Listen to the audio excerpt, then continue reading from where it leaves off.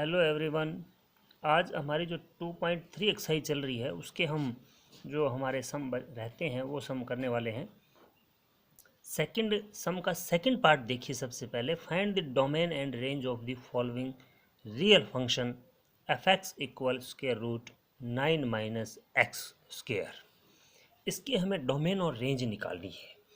तो यहाँ पे डोमेन का मीनिंग कि किस वैल्यू पे फंक्शन रियल नंबर है डिफाइन है। अब हमारे पास फंक्शन ये गिवन है स्क्वायर रूट के अंदर 9 minus X square. Square root के अंदर नंबर कोई फंक्शन आ जाए तो हमें ये बात ध्यान रखनी है कि नेगेटिव नहीं बनना चाहिए, क्योंकि स्क्वायर रूट में नेगेटिव अगर बन जाए तो वो रियल नंबर नहीं होता।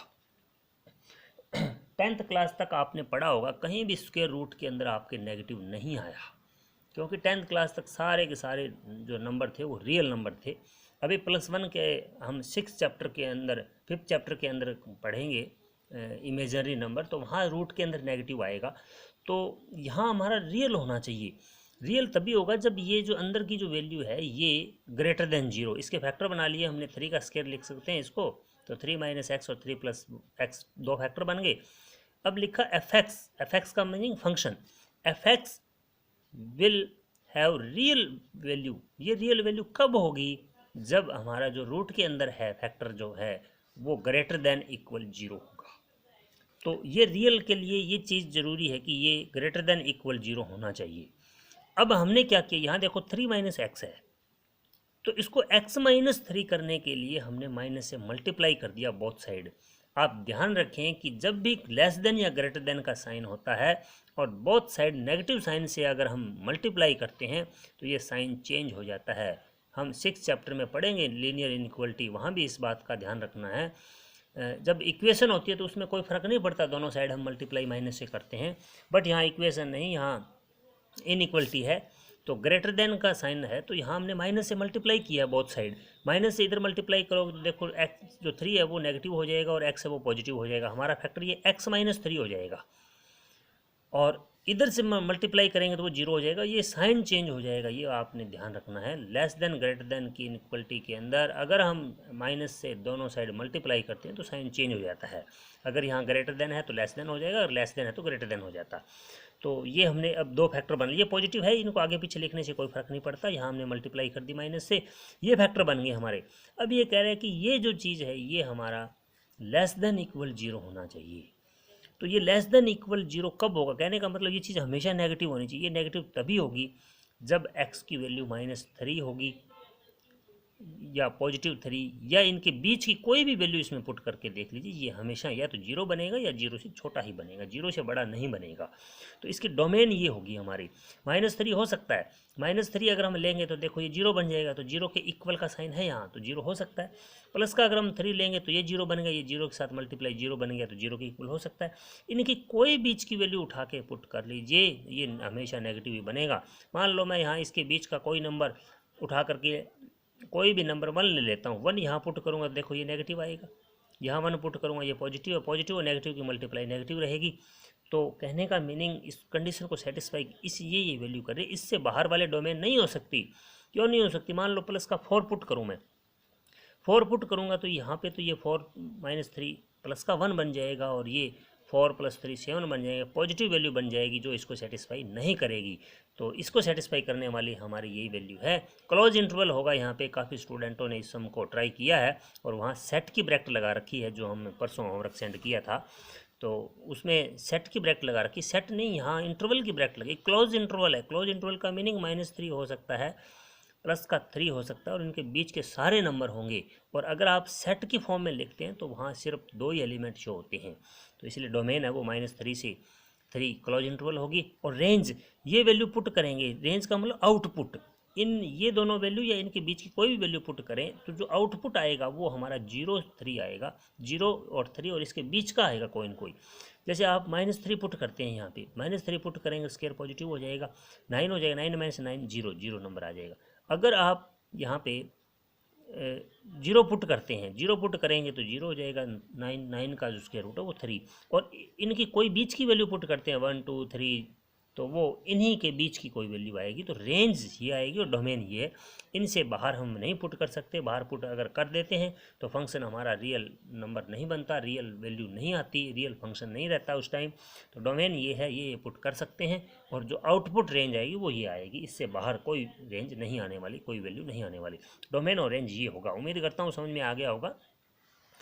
इम्पोर्टेंट सम है, एक्सरसाइज का फेमस क्वेश्चन कहूँ तो कोई अतिशयोक्ति नहीं होगी।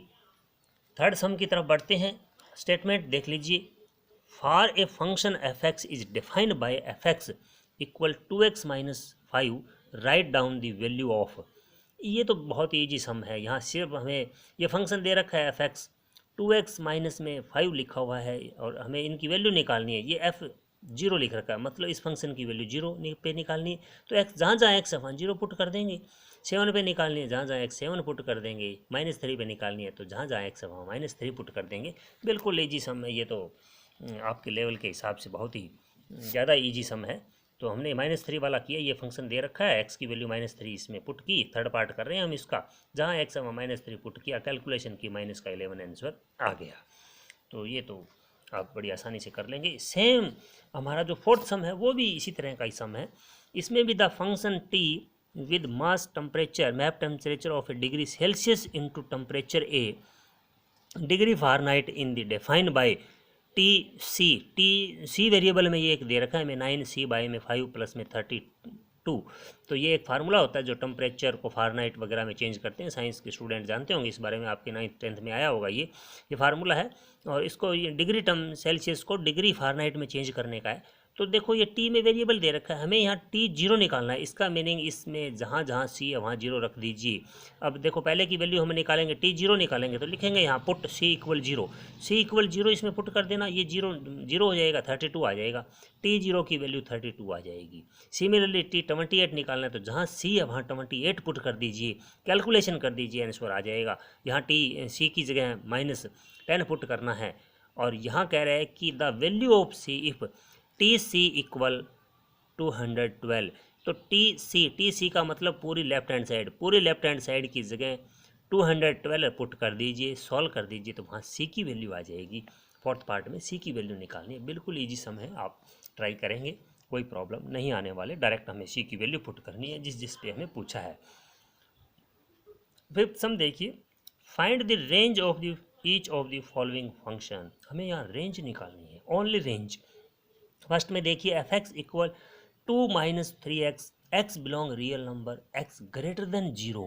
एक्स है वो रियल नंबर है बट 0 से बड़ा है, वो 0 के इक्वल भी नहीं है, 0 से बड़ा है। 0 नहीं हो सकता, 0 से बड़ा होगा, 0 से बड़ा होगा। देखो अगर 0 हो जाता, ये अगर ये 0 हो जाता, यहाँ पे अगर यहाँ पे 0 हो जाए तो मान लो यहाँ ये 0 हो जाए, 0 भर सकते थे अपन, और फिर एफ एक्स की वैल्यू क्या आ सकती थी, 2 आ सकती थी। अब ये 0 हो ही नहीं सकता, 0 से बड़ा है, 0 से बड़ा है इसलिए 2 नहीं आएगा। 0 से बड़ा मान लो कुछ भी है, पॉइंटों में है, चाहे 1 है, अगर 1 है ये, तो ये देखो 2 माइनस में 3 हो गया, यानी 2 से कुछ ना कुछ कम हो गया। इसीलिए इसकी जो आउटपुट आएगी वो 2 तो आ ही नहीं सकती। क्यों? क्योंकि 2 तो तब आएगा जब एक्स 0 के इक्वल होगा। यहाँ पुट करके देखिए, जब x का मान 0 होगा तभी 2 आएगा। और ये कह रहा है 0 तो हो ही नहीं सकता, क्योंकि हमें दे रखा है, साफ साफ स्टेटमेंट में लिखा है कि x ग्रेटर देन 0 है, 0 से बड़ा है। 0 से बड़ा चाहे आप 0.5 या 0.001 कुछ भी ले लीजिए, तो ये 2 से कम ही हो जाएगा, क्योंकि 2 में से माइनस हो रहा है, कम हो जाएगा। तो 2 तो आ ही नहीं सकता, तो ओपन इंटरवल लगेगा, 2 से कम ही आएगा। और x की वैल्यू कितनी बड़ी हो सकती है, कोई लिमिट नहीं है, बट 0 से बड़ा है, मान लो इसकी 1000 हो सकती है, लाख हो सकती है।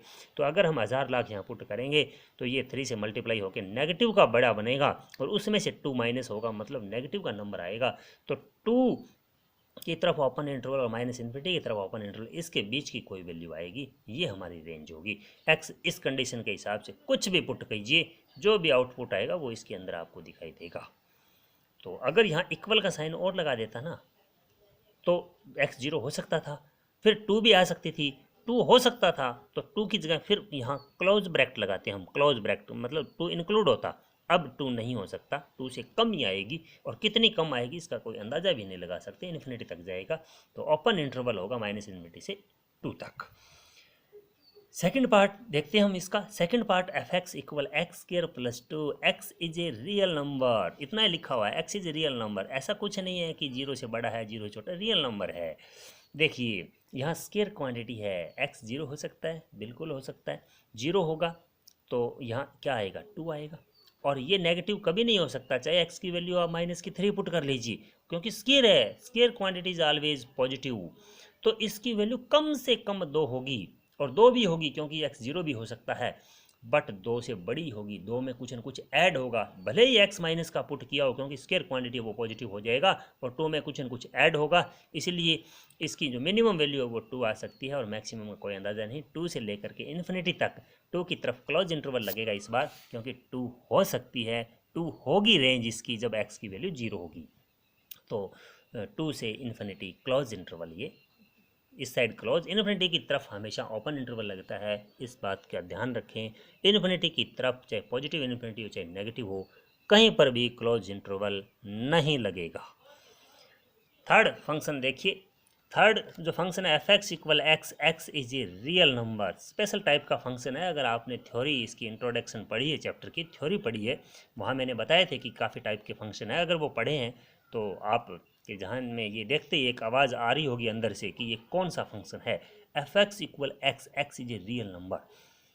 आपको पता चला कि ये कौन सा फंक्शन है, ये आइडेंटिटी फंक्शन है, क्योंकि जिसमें इसकी डोमेन और रेंज दोनों सेम है, जो पुट करोगे वही आएगा, 1 पुट किया 1 आया, 2 पुट किया 2 आया, तो एक्स रियल नंबर है, तो इसकी डोमेन भी रियल नंबर और रेंज भी रियल नंबर, कुछ भी आ सकता है। 1 2 3 माइनस का पुट करोगे नेगेटिव आएगा, 0 पुट करो 0 आएगा, पॉजिटिव पुट करें पॉजिटिव आएगा, जो पुट करें वही आएगा। वो आइडेंटिटी फंक्शन होता है जिसकी डोमेन और रेंज सेम होती है, और आइडेंटिटी फंक्शन का ग्राफ ओरिजिन से पास होने वाली पॉजिटिव डायरेक्शन में 45 डिग्री का एंगल बनाने वाली लाइन होती है। और आइडेंटिटी फंक्शन का ग्राफ हमने पीछे थ्योरी में भी डिस्कस किया था, ये देखिए ये आइडेंटिटी फंक्शन का ग्राफ ही है जो आपको दिखाई दे रहा है, ये आइडेंटिटी फंक्शन ही होता है जो एफ एक्स इक्वल एक्स है। तो इसकी डोमेन भी आर होती है और रेंज भी आर होती है। इसी के साथ हमारा ये पूरा चैप्टर जो 2.3 एक्सरसाइज है और पूरा ये चैप्टर जो हमारा रिलेशन एंड फंक्शन है ये कंप्लीट होता है। सभी ने अच्छे से इसको कवर कर लेना है, और किसी प्रकार की कोई भी प्रॉब्लम किसी स्टूडेंट को आती है तो मोस्ट वेलकम, आप ग्रुप में सेंड कर सकते हैं, हमारे पर्सनल विंडो पे सेंड कर सकते हैं, आप बताइएगा और आपकी हर प्रॉब्लम को तुरंत सॉल्व कर दिया जाएगा। तो सभी ने होमवर्क करके और समय से हमें सेंड कर देना है। ग्रुप में काफ़ी स्टूडेंट जुड़े हुए हैं बट होमवर्क कम स्टूडेंटों का आता है, तो सभी होमवर्क करें और ज़्यादा से ज़्यादा इन वीडियोज़ का लाभ उठाएं।